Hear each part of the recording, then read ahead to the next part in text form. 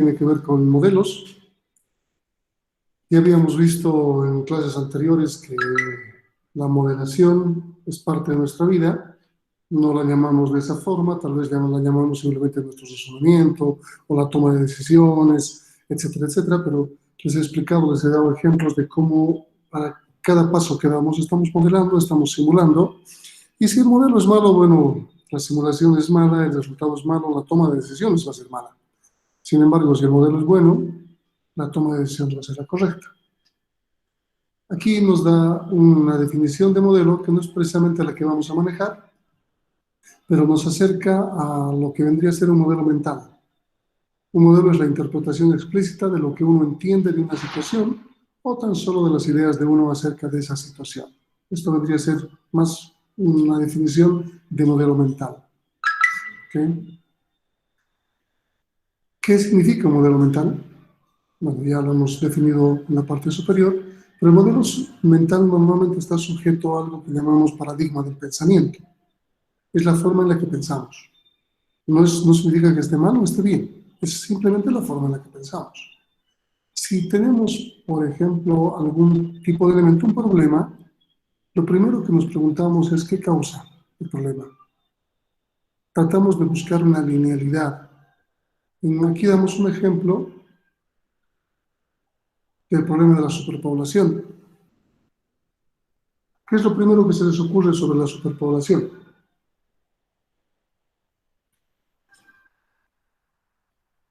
Vamos, no quiero explicaciones, quiero un término, algo que se les ocurra.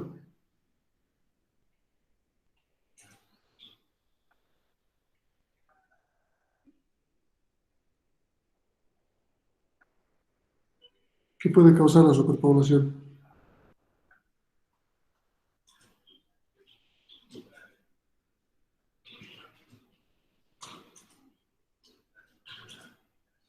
Quizá Inge más contaminación y menos recursos.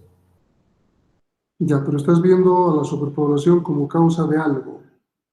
La idea es que la superpoblación es el problema. Entonces, ¿qué se les ocurre al respecto? Sería la pobreza, Inge, es lo que está aquí en la pantalla.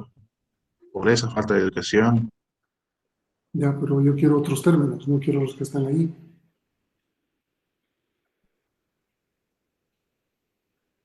A ver, vamos a hacerlo más sencillo. Vamos a manejar algo que se supone todos conocemos.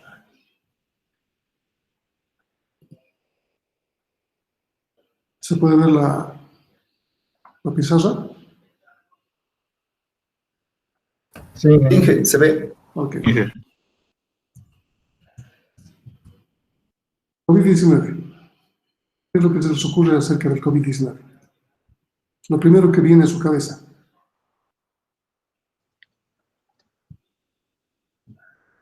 Pandemia. es una enfermedad, Inge. ¿Qué más? Quiero más participaciones. ¿Un virus? Confinamiento, ¿Cómo? Lo último, no he escuchado. confinamiento, Ok.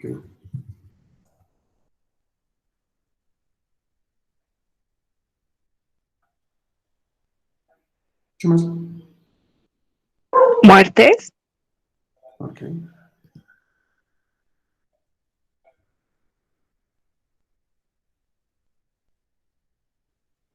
¿Qué más?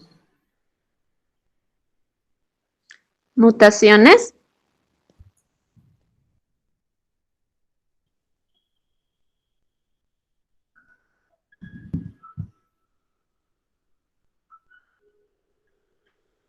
Equipos de bioseguridad, Inge.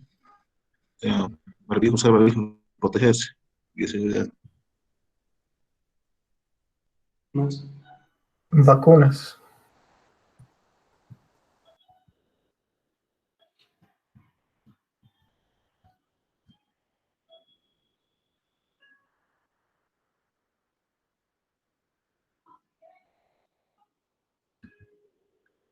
¿Nada más?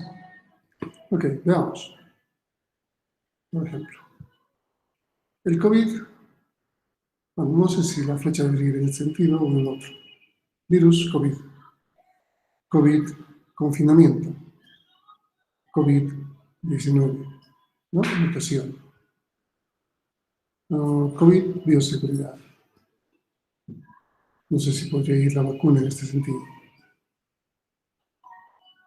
COVID, enfermedad. COVID, pandemia. COVID, muerte. Fíjense que estamos reflejando una linealidad y podría colocarle factores. Por ejemplo, decir que ¿cuál de estos elementos consideran más importante, más relevante, de prioridad 1, el más fuerte?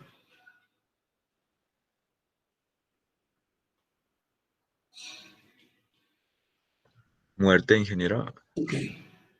El segundo,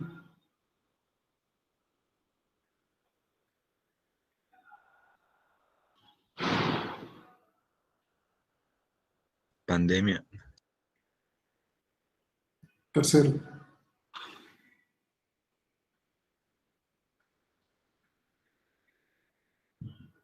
Confinamiento, dije. otra vez, El confinamiento. cuarto, Tercero. Enfermedad. así sucesivamente podemos ir colocándole un peso a estas variables.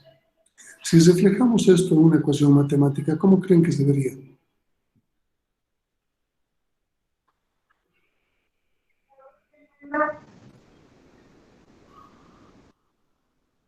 Y, que es COVID-19, es igual a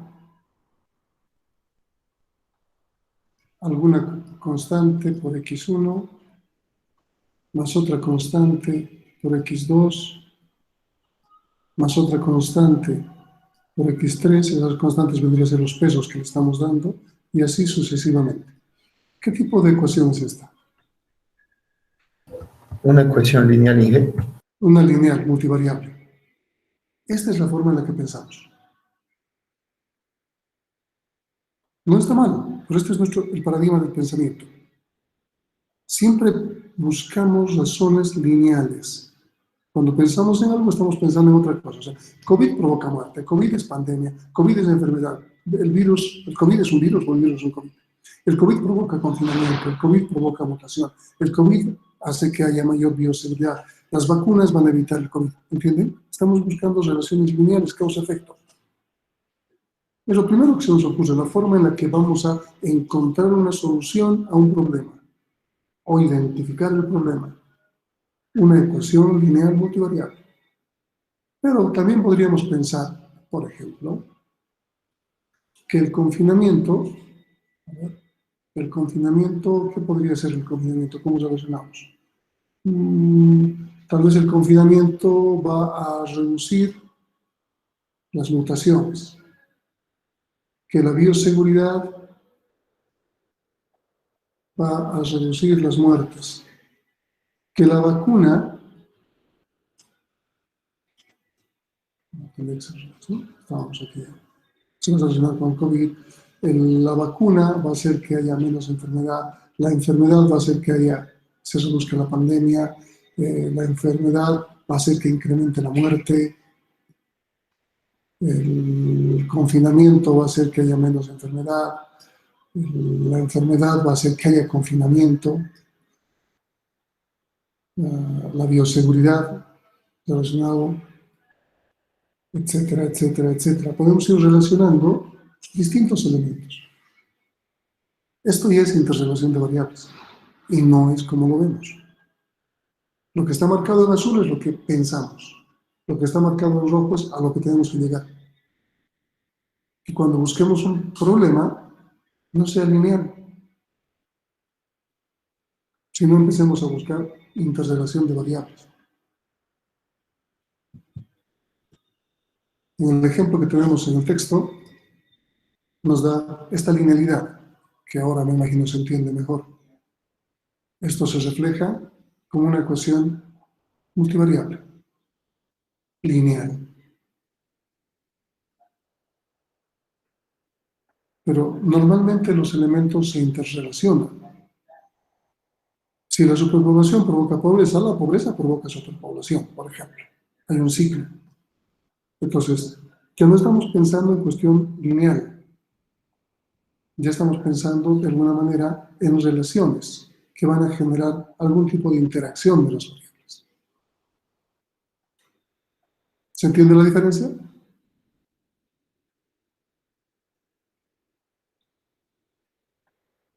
¿Se entiende la diferencia? Sí, Inge. Sí, Ok. Entonces, no está mal que pensemos linealmente, porque ese es el paradigma del pensamiento natural. Pero la idea es tratar de avanzar hacia un pensamiento donde busquemos interrelaciones.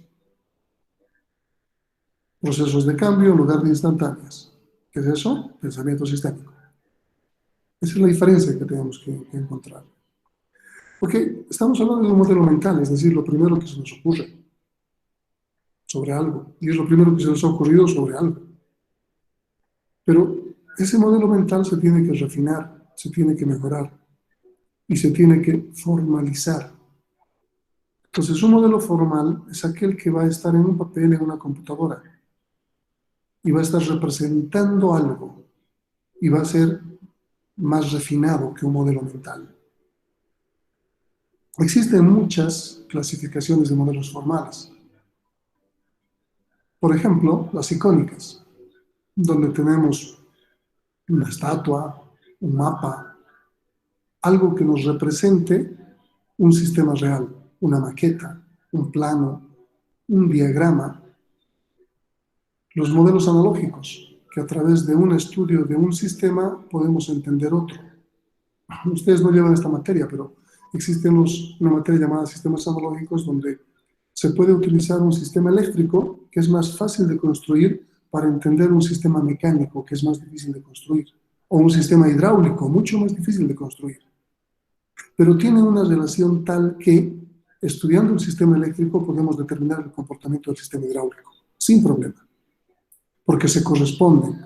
Las de asistencia del circuito eléctrico tendrá que ver con algún tipo de amortiguador en la parte mecánica, por ejemplo. Entonces, cada uno de los elementos que tomemos en cuenta en ese modelo analógico va a tener su equivalente en el otro sistema. Y su relación, a través de ecuaciones diferenciales, va a ser exactamente la misma. Entonces, hay un gran área en la parte de modelación y simulación que se estudia a través de sistemas analógicos.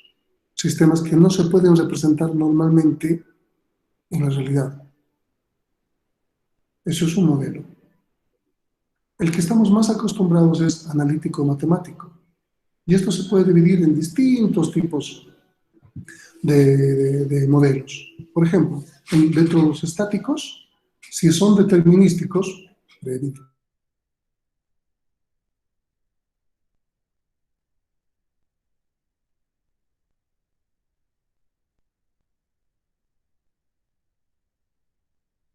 dinámico, significa que cambia con el tiempo, determinístico, ecuaciones diferenciales.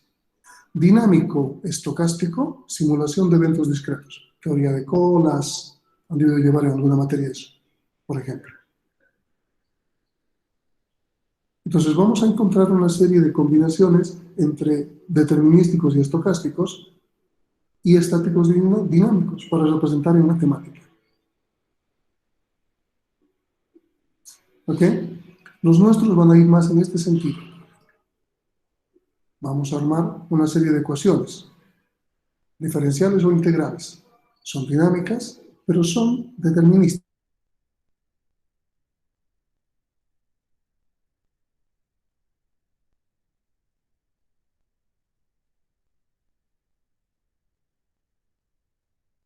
Si vemos la dinámica de sistemas desde el estricto punto de vista de la matemática, tengo varios libros que muestran justamente este estudio, desde el punto de vista de la matemática.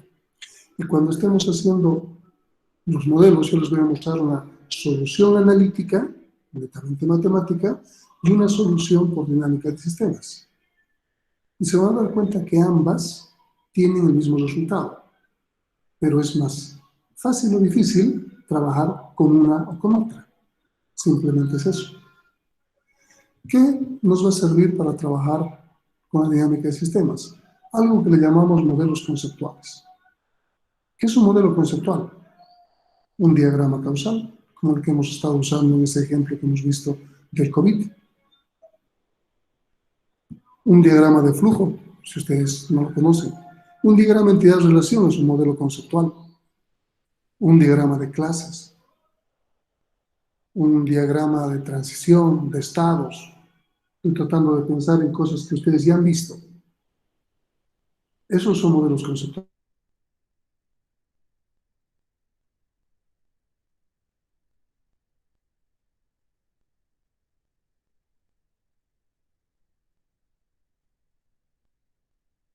En este otro sentido. Estos son los diagramas que vamos a utilizar para dinámica de sistemas. No importa si los entienden o no a esta altura. Simplemente les estoy mostrando que es un diagrama que va a representar algo. Aquí tenemos una población humana, no importa, o población de animales, no importa. Tenemos los nacimientos que van a hacer que la población se incremente, las muertes que va a hacer que la población se decremente. Y estas muertes se van a dar por algún factor externo como la pobreza, los nacimientos se van a dar por la falta de educación o por la misma religión, etcétera, etcétera. Vamos a tener una serie de relaciones que nos van a permitir modelar un sistema a través de un modelo conceptual. Este modelo conceptual, que es un diagrama que es fácilmente entendible, la idea es esa, vamos a traducirlo a la matemática, pero aún no una matemática de soluciones analíticas con ecuaciones diferenciales, sino relaciones aritméticas simples, que nos van a permitir en el conjunto de la integración, manejando integración numérica, tener resultados. Esa es la idea. Si vemos el libro de referencia, aquí tenemos lo que sí queremos representar como definición de modelo. El modelo para nosotros tiene que ser la representación del comportamiento del sistema real. Si ustedes han escuchado definiciones de modelos en otras materias, normalmente las toman como es una abstracción de la realidad, pero no se la entiende. Para nosotros es una representación del comportamiento del sistema real. ¿Cómo logramos representar el comportamiento? Generando estructuras. Y las estructuras para nosotros es el modelo, la interrelación de variables. Y una vez que tengamos esta interrelación de variables en un modelo, podemos simularlo a través de la matemática, a través de la computación numérica, del análisis numérico, si quieren. No sé cómo llaman esa materia, no recuerdo el nombre, pero podemos tener resultados. Entonces, por lo tanto, cuando tenemos resultados, estamos representando el comportamiento del sistema real. Si el resultado de nuestro modelo simulado se acerca al comportamiento del sistema real, es un buen modelo. Si no lo es, si se aleja, tenemos que hacer ajustes en el modelo para que represente el comportamiento real. Y una vez que tengamos un modelo que represente el comportamiento del sistema real, podemos simular tiempos pasados para contrastar con datos históricos o podemos simular tiempos futuros, porque el modelo ya sigue un comportamiento. ¿Está claro? ¿Está claro?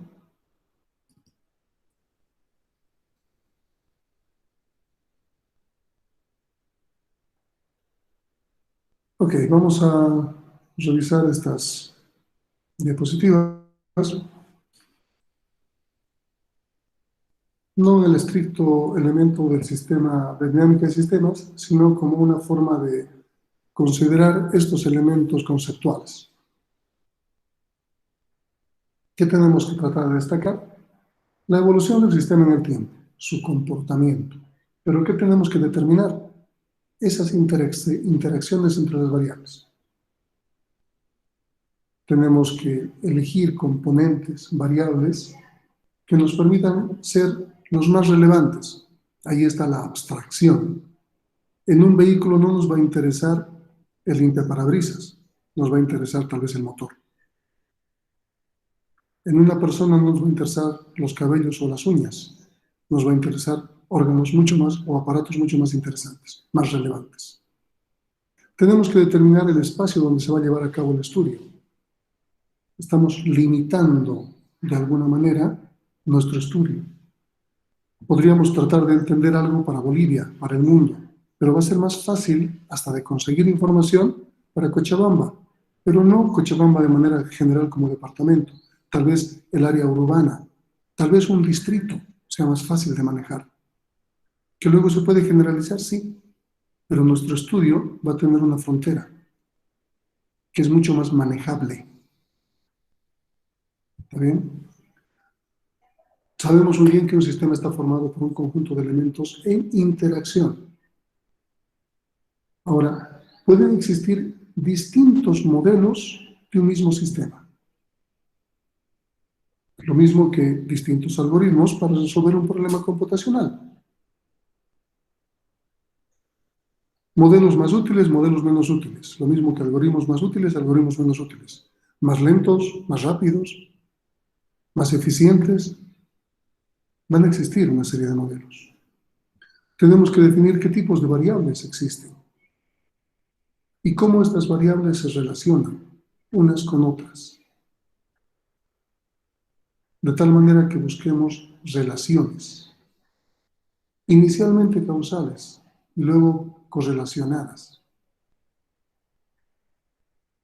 Al buscar relaciones correlacionadas vamos a hablar de ciclos de realimentación, que ya hemos visto cuando hemos hablado de los ladrillos sistémicos. Hemos visto que existen realimentaciones positivas, realimentaciones negativas. Tenemos que entender que cuando encontremos las variables que quieran representar algo, tenemos que buscar nombres que puedan ser de alguna manera cuantificables. Pero no significa que no podamos modelar sistemas sociales que tengan variables que no sean cuantificables, sino que sean cualitativas.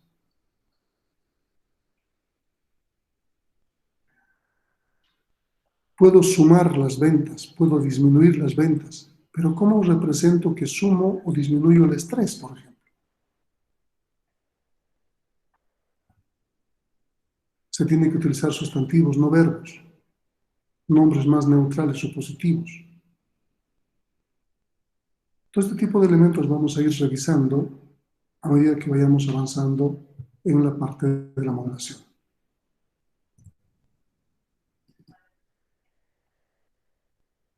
Para adentrarnos en nuestro siguiente tema, que tiene que ver ya con la modelación, vamos a hablar de estas relaciones que hemos estado viendo en el ejemplo del paradigma del pensamiento. Aquí tengo dos variables, el consumo de alimentos y el peso. Si hay mayor consumo de alimentos, ¿qué sucede con el peso?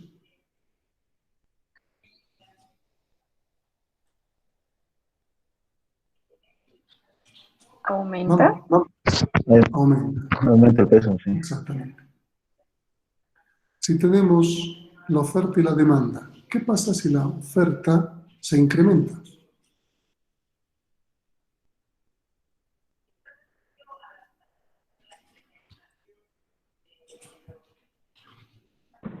¿Qué La pasa demanda si... disminuye, la demanda disminuye, tiene una relación inversa.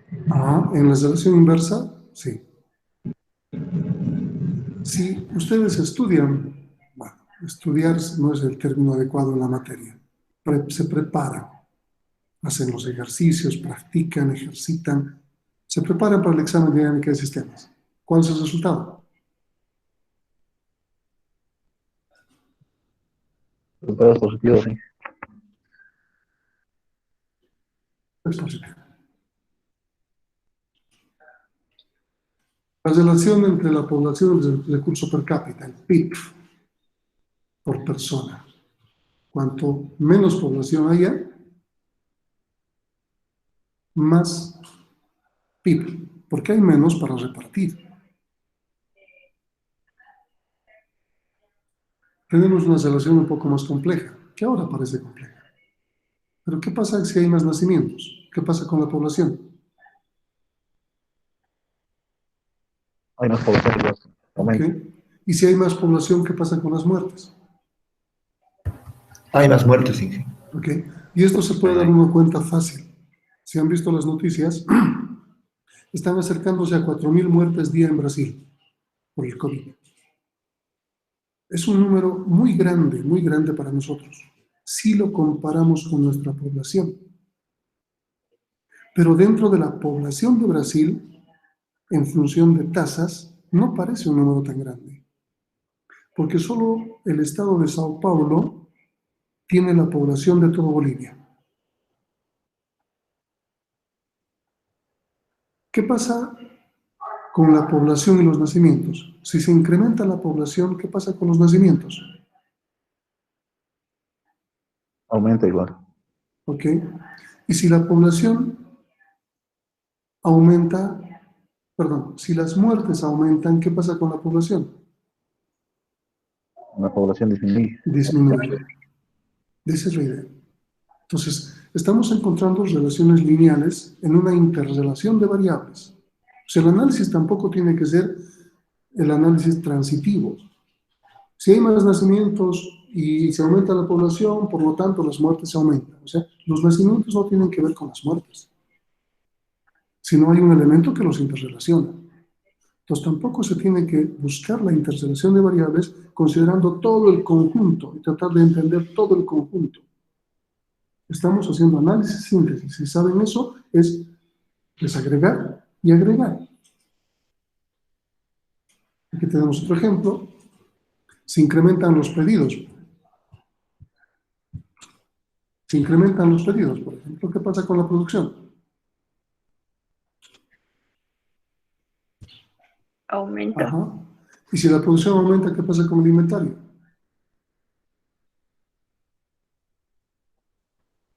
Aumenta también. Aumenta también. Entonces podemos encontrar una serie de relaciones entre estos elementos, entre la producción y el inventario y la producción. Si tenemos más inventario, tenemos que seguir produciendo. Si tenemos más inventario, No. ¿no? Entonces tenemos relaciones que vamos a ir encontrando en este sentido.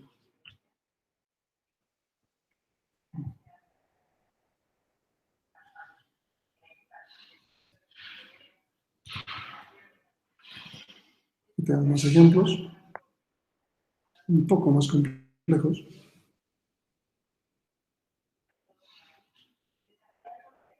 Donde tenemos una población enferma, tenemos un contagio y tenemos poblaciones sanas. Un diagrama causal puede representarse de esta manera. Si tenemos un problema como la caza de las ballenas, podemos representarlo de esta manera. Si tenemos inventarios, se pueden representar de esta manera. Entonces vamos a encontrar sistemas de cualquier tipo en los cuales podamos representar el comportamiento del sistema real, es decir, modelar. Estamos modelando. ¿Para qué? Para simular el comportamiento. ¿Se entiende? ¿Alguna duda?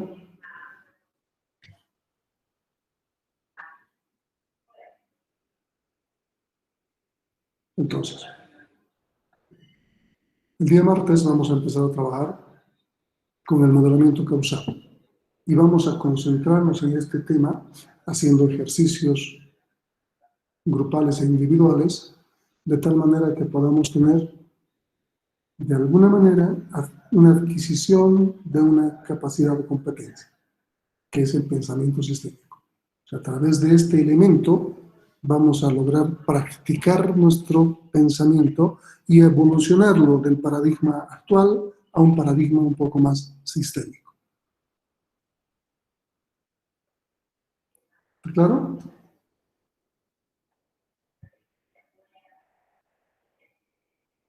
¿Está claro?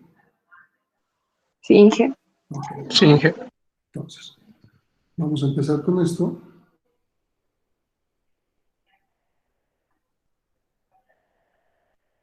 El modelamiento causal simplemente nos permite modelar, pero encajonados.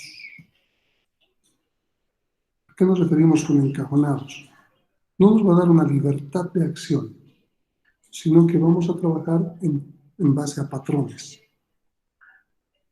Vamos a tener 10 arquetipos sistémicos y todo nuestro pensamiento tiene que ir de qué forma podemos adecuar un sistema a uno de esos 10 arquetipos sistémicos. Entonces no vamos a aprender a modelar de manera libre. Es como si los algoritmos estarían restringidos a 10 tipos de algoritmos solamente. Y podemos utilizar esos 10 para poder resolver nuestro problema, cualquiera de los 10. Entonces estamos modelando con patrones, donde vamos a buscar el arquetipo adecuado que se ajusta a un problema. Esta es una primera aproximación que vamos a hacer al mundo de la modelación de sistemas. La segunda parte de la materia ya es libre, ya no va a ser encajonada, sino que ustedes ya van a tener la capacidad suficiente como para poder modelar de forma libre y encontrar soluciones libres, creativas e innovadoras a un sistema. El modelamiento causal es una mezcla de dos tipos de diagramas. El diagrama causa-efecto, que nos da causalidad, más un diagrama de influencias, que nos permite saber de qué manera influencia un elemento en el otro, si es positivo o negativamente. ¿Ok? ¿Qué necesitamos entender para modelar causalmente? Tenemos que concentrarnos en 4 elementos para modelar causalmente. El primero, pensar en términos de causalidad, relaciones causa-efecto. Es bastante simple. Cuando hemos visto COVID, ustedes me han dicho pandemia, virus, enfermedad, muerte, bioseguridad. Hemos estado relacionando uno con uno. COVID con el siguiente, COVID con el otro, COVID con el otro. Causa-efecto. Uno puede ser la causa, el otro el efecto. No hay problema. Pero después tenemos que centrarnos en que esas variables que son causales también pueden tener elementos de realimentación. Es lo que he hecho, no sé si lo he borrado, sí, lo he borrado. Es lo que he hecho cuando he empezado a buscar relaciones con líneas rojas en lugar de azules. Las azules las hemos marcado en función de lo que ustedes han puesto, ¿se acuerdan? Y yo he empezado a relacionar con las rojas. Entonces he empezado a buscar interrelación de variables. Estos son los 2 elementos más importantes para modelar causalmente. Sin embargo, existen otros 2 ya cuando vamos a simular el modelo en una computadora. Tenemos que elegir límites apropiados para decidir qué elementos se incluyen y qué elementos están fuera. Abstraerlos. Solo variables relevantes, etcétera, etcétera. Y por último, que la unidad de tiempo que elijamos para la simulación sea la adecuada. Y si vamos a introducir retardos, sean retardos controlados. Analicemos la primera. Pensar en términos de relaciones causa-efecto. Entonces les decía que aquí vamos a trabajar en relaciones entre 2 variables inicialmente, pero vamos a añadirles signos. Un signo positivo significa que el cambio de una variable va a producir un cambio en la segunda variable en el mismo sentido. Un signo negativo identifica de que el cambio en una variable va a producir el cambio en la otra variable en sentido contrario. Si vemos que A es causa para el efecto B, A causa B, si quieren, sin el signo solamente tendríamos una forma de decir que A causa B, pero no sabemos qué tipo de influencia tiene. Si es una influencia positiva o una influencia negativa. Si colocamos un signo, como en este caso, A influencia en B positivamente, ¿cómo se podría interpretar? De acuerdo a lo que les he dicho.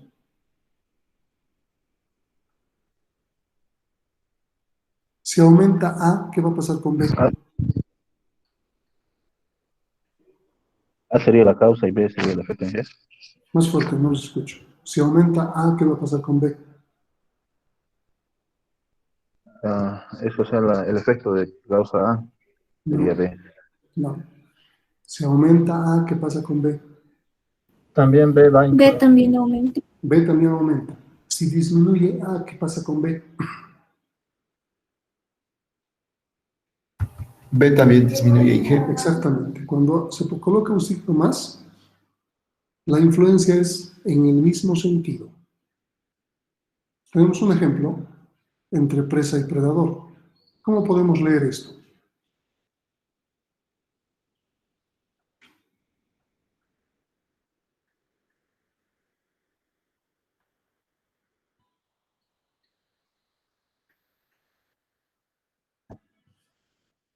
¿Cómo se puede leer eso?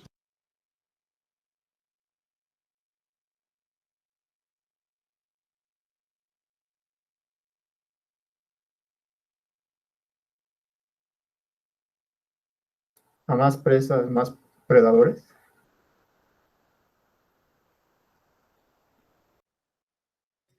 No había activado mi micrófono, lo siento. Entonces, está bien lo que dice su compañero. Más presas, más predadores. Menos presas, menos predadores. Más conejos, más zorros. Menos conejos, menos zorros. El mismo sentido. ¿Qué ejemplo podrían dar ustedes de una relación causal entre dos variables con influencia positiva?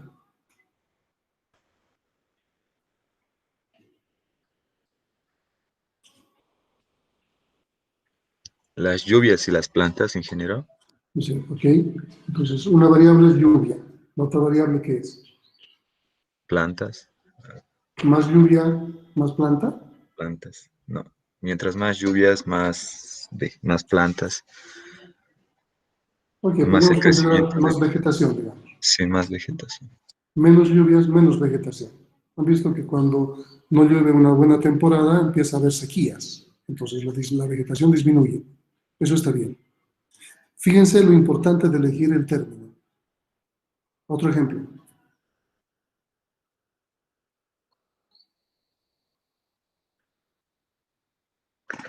A más automóviles, más contaminación, Inge. Ok. Más automóviles, más contaminación. Menos automóviles, menos contaminación. Otro.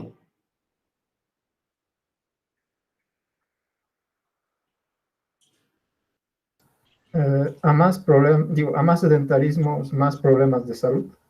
Está bien. Más sedentarismo, más problemas de salud. Otro ejemplo.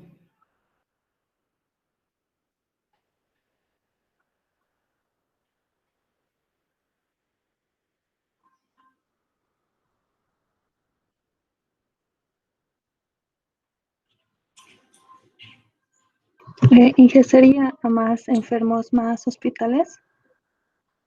Bueno, sería lo ideal, pero sí, sí, podría ser. Más enfermos, más hospitales. Okay. No es algo que ocurre en nuestro país, pero sí podría ser. Veamos también que esta relación puede ser negativa. A influencia en B de forma negativa. ¿Cómo se lee? Si A aumenta, ¿qué pasa con B? B disminuye. Ajá. Y si A disminuye, B aumenta. B aumenta. El ejemplo puede ser predador-presa. A más predadores, menos presas. A más zorros, menos conejos. A menos zorros, más conejos. ¿Qué ejemplo pueden dar ustedes?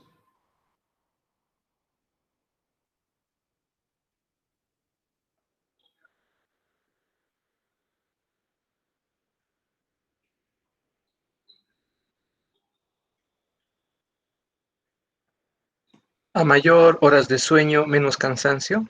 Y a menos Ok. cansancio, mayor horas de sueño, algo así. Ok. Otro.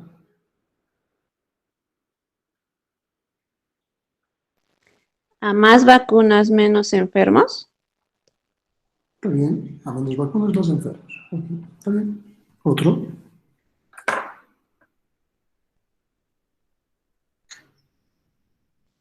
A más bioseguridad, menos contagios. Sí, puede ser. Menos bioseguridad, más contagios. ¿Otro? A más seguridad, menos robos. También. Menos seguridad, más robos. ¿Otro?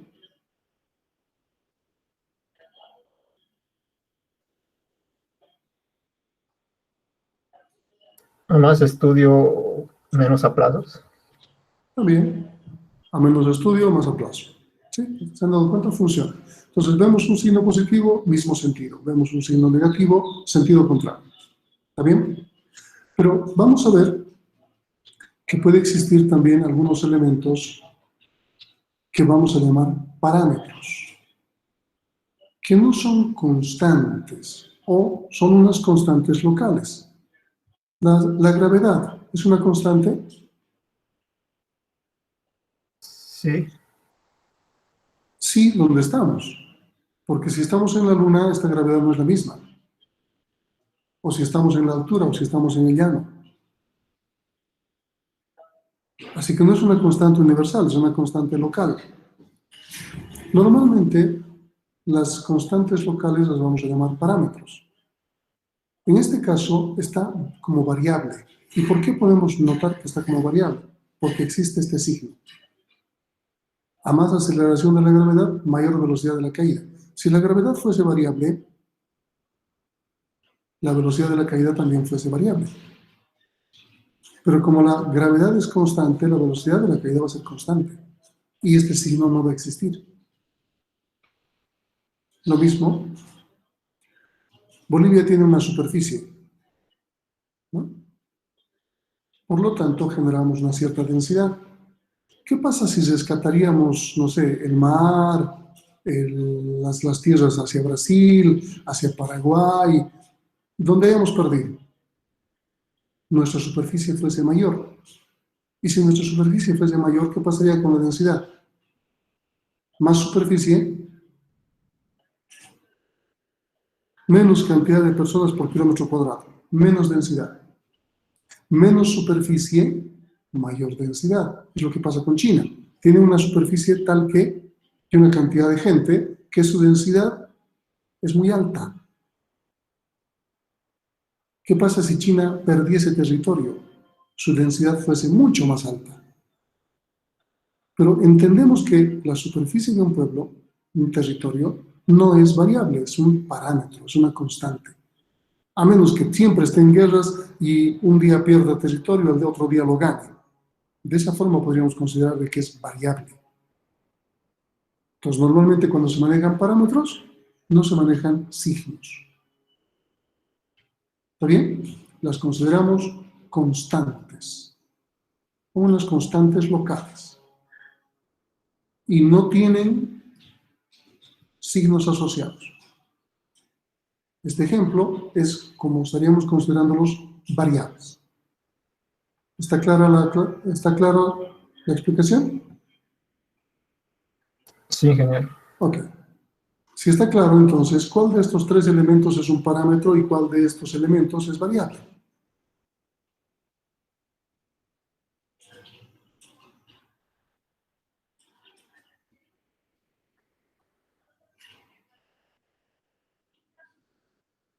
Población, ¿es variable o constante? Variable. Nacimientos, ¿variable o constante? Variable. Tasa de natalidad, ¿variable o constante? Constante. Ok, lo hemos representado sin un signo por este lado. Entonces entendemos que aquí hay un parámetro. ¿Cómo se lee esto? Porque ahora hemos visto que hasta el ejemplo anterior hemos leído de dos en dos, un par. Pero aquí tenemos tres variables. ¿Cómo se lee esto? ¿Cuál es la acción del parámetro? ¿Qué función está ejecutando?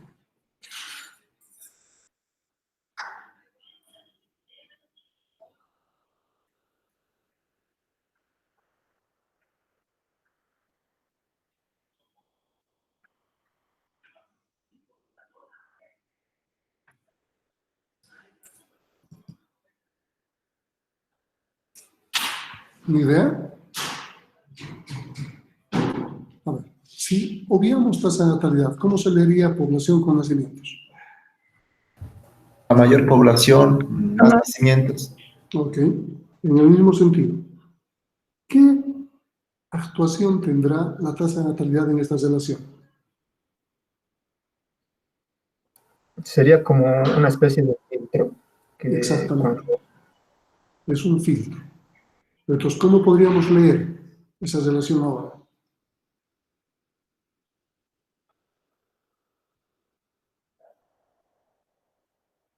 Si leemos población 100, nacimiento 100, tenemos una relación directa, lineal. Más población, más nacimientos. 100, 100.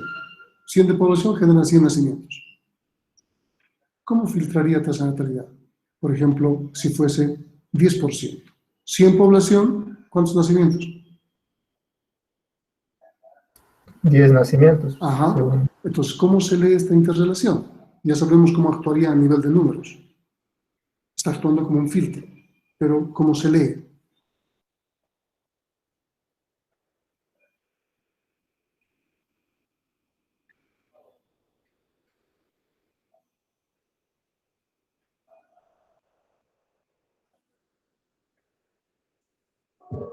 Sí, que no importa la cantidad de nacimientos que haya, la tasa de natalidad se mantiene. Bueno, la tasa de natalidad siempre va a ser constante. A más población, filtrada por la tasa de natalidad, se generan más nacimientos. A menos población, filtrada por la tasa de natalidad, se generan menos nacimientos. La interacción que tiene que haber con la tasa de natalidad y la variable va a provocar más o menos nacimientos. Está actuando como un elemento catalizador aquí al centro, un filtro, un embudo entre un montón, pero siempre sale algo constante.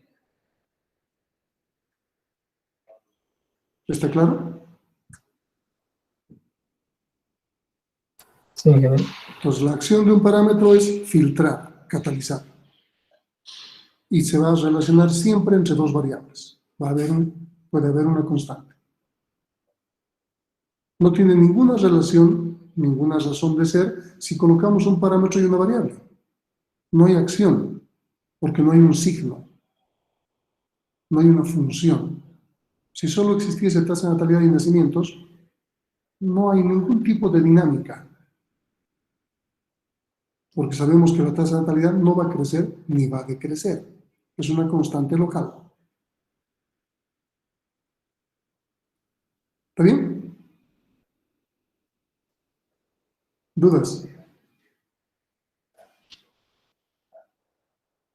¿Qué ejemplo podríamos dar que tenga dos variables y un parámetro?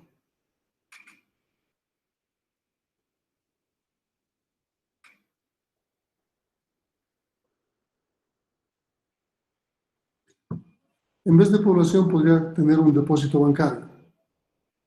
Aquí, tasa de interés y aquí mi interés general. Tengo 1000 bolivianos, mi tasa de interés es del 1%. ¿Cuánto de interés tengo?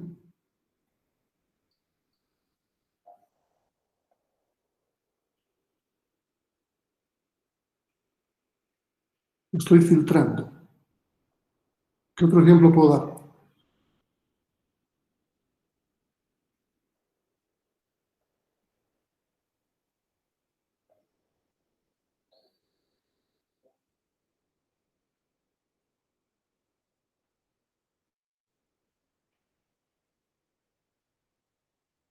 Si nos dan ejemplos, se llevan tarea a su casa.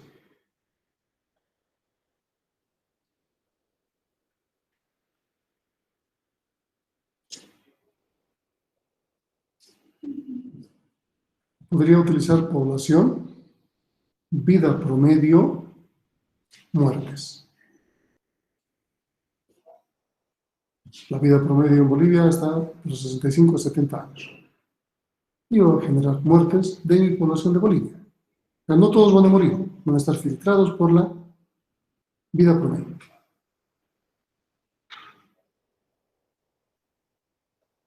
Otro ejemplo.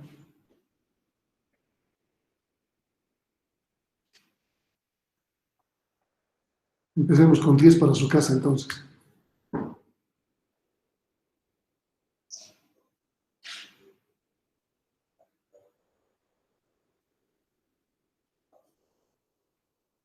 No van a reducir ni uno. Aquí, a ver, un momento. Digamos que hay una población de clientes que va a un banco y va a recibir atención. Esas serían esas dos variables. Y como el filtro sería el tiempo de espera de la atención. ¿Está bien? Clientes, tiempo de atención, tasa de atención, tiempo de atención, y sería la atención. 9.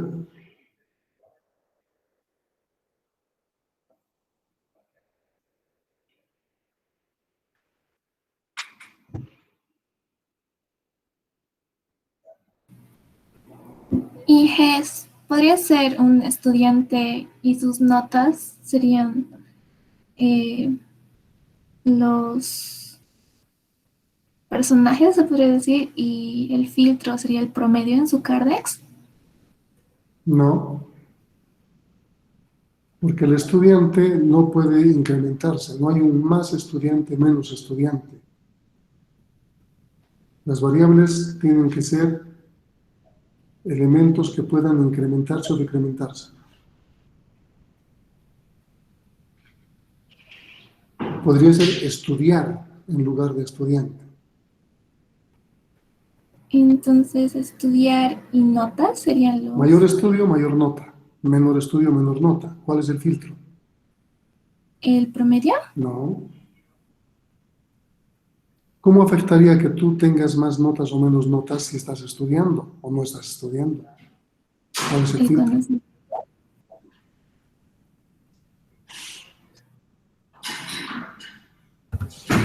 Y sobre ese mismo ejemplo podría ser, digamos, en lugar de, podría ser estudiante, nota, y como filtro podría ser el tiempo de estudio que el estudiante le dedica. Ok, entonces ese sería el filtro. El filtro sería el tiempo de estudio, ¿está bien? A más estudio, más notas, pero filtrado por el tiempo de estudio. Sí. ¿Está bien? 8. Ya saben que no es estudiante, ¿no? Porque no se incrementan los estudiantes. En otro ejemplo se podría incrementar. Más estudiantes, menos estudiantes, pero para nosotros, para este ejemplo no sirve. Sería estudio. 8.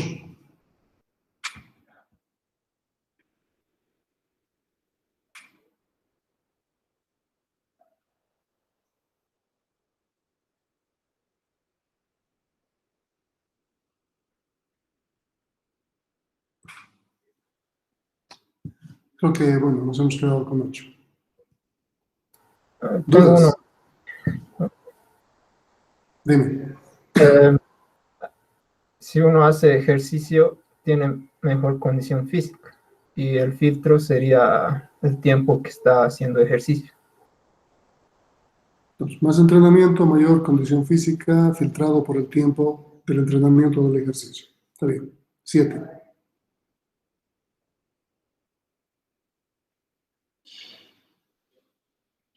¿No hay más?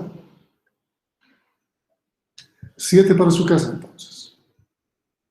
Lo que necesito, a partir del día hasta el día martes, es que suban en la plataforma, como un mensaje, aquí, 3 componentes de su grupo. Yo les voy a asignar, a partir del día martes, grupos para que el jueves empiecen ya a mostrar los ejemplos. El día martes yo les voy a dar ejemplos de cómo se tiene que manejar esta dinámica grupal. Y el día jueves empezamos. Vamos a ejemplificar esos arquetipos. Ustedes en promedio están como 30, más o menos, alumnos. Espero que todos asistan. Entonces, 3 por grupo nos dan los 10 arquetipos que deberíamos tener entendidos aprendidos, practicados. 3 componentes. A partir de hoy, hasta el martes. Y a medida que vayan llegando, aleatoriamente yo les voy a ir asignando el arquetipo que les corresponde. ¿Está bien? ¿Alguna duda?